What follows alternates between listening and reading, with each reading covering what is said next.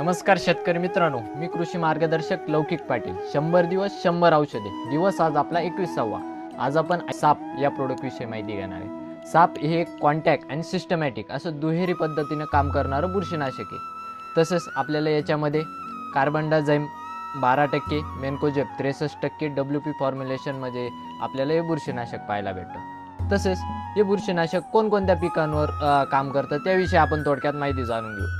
Tomato, मिरची, बटाटा, द्राक्ष, डाळिंब, भुईमुग, भात, जे काही इतर भाजीपाला पिके असतील, वेलवर्गीय जे काही पिके असतील, फळ पिके असतील, त्याच्यावर देखील आपण याचा वापर करू शकतो. तसेच आपल्याला कोणकोणते रोग दिसून आल्यावर आपण या बुरशीनाशकाचा वापर करायचा, तर फ्रूट रॉट म्हणजेच फळकूस, तसेच लिप स्पॉट म्हणजे पानांवरील टिपका रोग, तसेच पावडर मेल्ड्यू, डाउनी मेल्ड्यू, तसेच अँथ्राक्नोज, तर जे काय आपलं उशिरा येणारा करपा, तसेच लवकर येणारा करपा, लेट ब्लाईट, अर्ली ब्लाईट म्हणजेच, तसंच रस्ट म्हणजेच तांबोरा रोग इत्यादी बुरशीजन्य रोगांवर आपल्याला या बुरशीनाशकाचा वापर करू शकतो. तसेच या बुरशीनाशकाचं प्रमाण एका लिटर पाण्यासाठी काय घ्यायचं, तर 1 लिटर पाण्यासाठी 2 ग्रॅम असं याचं प्रमाण आहे. तसंच हे प्रोडक्ट तुम्हाला मार्केटमध्ये 100 ग्रॅम, 250 ग्रॅम, 500 ग्रॅम आणि 1 kg या पॅकिंगमध्ये अवेलेबल होईल. धन्यवाद मित्रांनो.